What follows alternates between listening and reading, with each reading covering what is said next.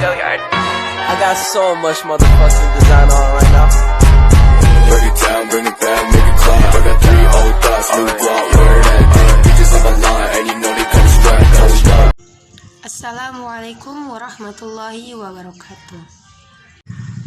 Contoh-contoh dari ancaman integrasi nasional antara lain adalah yang pertama, ancaman militer. Jenis ancaman ini yang menggunakan persenjataan secara militer dalam rangka bertujuan untuk mengganggu ataupun ingin menjatuhkan kedaulatan, keselamatan, dan keutuhan di suatu negara yang sedang diincar. Dari ancaman militer ini, kita juga akan mengenal adanya ancaman dari dalam negeri maupun dari luar negeri, yang masing-masing dapat diartikan sebagai berikut. Ancaman dari luar negeri yang berarti semua bentuk dari segala ancaman yang berasal dari luar negeri berkaitan dengan pertahanan dan keamanan nasional. Contoh dari ancaman luar negeri antara lain adalah yang pertama, agresi, di mana pada agresi adalah tindakan penggunaan senjata yang dilakukan oleh negara lain terhadap kedaulatan negara bersifat ancaman yang bisa merugikan suatu negara yang sedang dijadikan target invasi. Yang kedua, terdapatnya pelanggaran wilayah. Berbagai upaya yang dilakukan oleh negara lain yang ingin melakukan invasi bisa saja memasuki wilayah-wilayah tanpa adanya izin apapun dan melakukan invasi secara langsung dengan mengerahkan pesawat tempur dalam penyerangan. Tentu saja sifatnya ini sangat mengancam. Yang ketiga, spionase.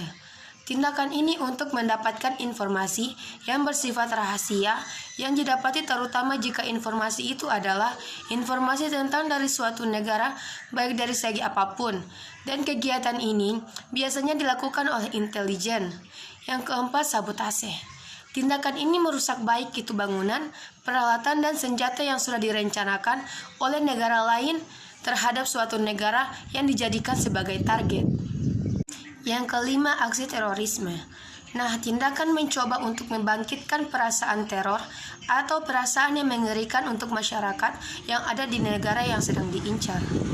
Nah, kita masuk ke ancaman kedua, yaitu ancaman dari dalam negeri adalah bentuk lain dari ancaman luar. Jika ancaman luar datang dari luar, maka ancaman dalam pun datang dari segala bentuk ancaman yang datang dari dalam negeri serta berkaitan dengan pertahanan dan keamanan nasional buat mengatasinya. Contoh ancaman dalam negeri itu sendiri yaitu yang pertama, pemberontakan bersenjata.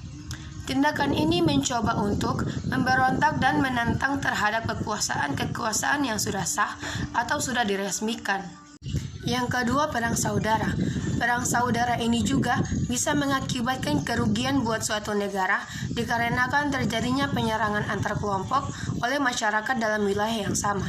Yang ketiga, aksi teror dari dalam negeri. Selain terorisme, bisa terjadi di jangkauan internasional. Terkadang, aksi terorisme bisa saja terjadi dari dalam negeri sendiri. Hal ini tentu saja akan menjadi ancaman tersendiri jika aksi seperti terorisme bisa terjadi di dalam negeri. Yang keempat, masalah terhadap korupsi, kolusi, dan nepotisme, yang biasanya disingkat dengan KKN. Seperti yang kita tahu, bahwa KKN merupakan sebuah tindakan yang dilakukan oleh para pejabat negara demi kepentingan tersendiri dan bisa merugikan masyarakat. Yang kelima, adanya banyak kasus terkait narkoba bisa menjadi ancaman.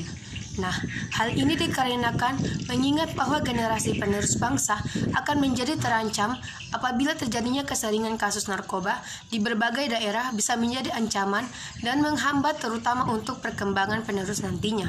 Yang keenam, gerakan yang berupa upaya untuk memisahkan diri dari negara menjadi salah satu ancaman dalam negeri. Contohnya bisa dilihat pada pemberontakan PKI. Nah, ancaman yang terakhir, yang kedua, ancaman non-militer. Ancaman ini berada dengan ancaman militer yang menggunakan persenjataan untuk meruntuhkan kedaulatan suatu negara. Maka, ancaman non-militer ini tidak memerlukan persenjataan militer untuk meruntuhkan kedaulatan, keutuhan, dan keselamatan negara, melainkan mereka melalui pergaulan yang disebut-sebut sebagai pengaruh negatif dari globalisasi. Nah, walaupun tidak memerlukan persenjataan, tetapi ancaman non-militer tetap saja dinilai dapat berpotensi membahayakan kedaulatan suatu negara. Contoh dari ancaman non-militer antara lain adalah tidak menggunakan produk dalam negeri dan tidak ada sikap untuk mencintai produk dalam negeri, tidak mencintai budaya sendiri yang dimana budaya menjadi terlupakan diakibatkan karena keinginan untuk bergaya hidup secara kebarat-baratan. Terima kasih. Wassalamualaikum warahmatullahi wabarakatuh.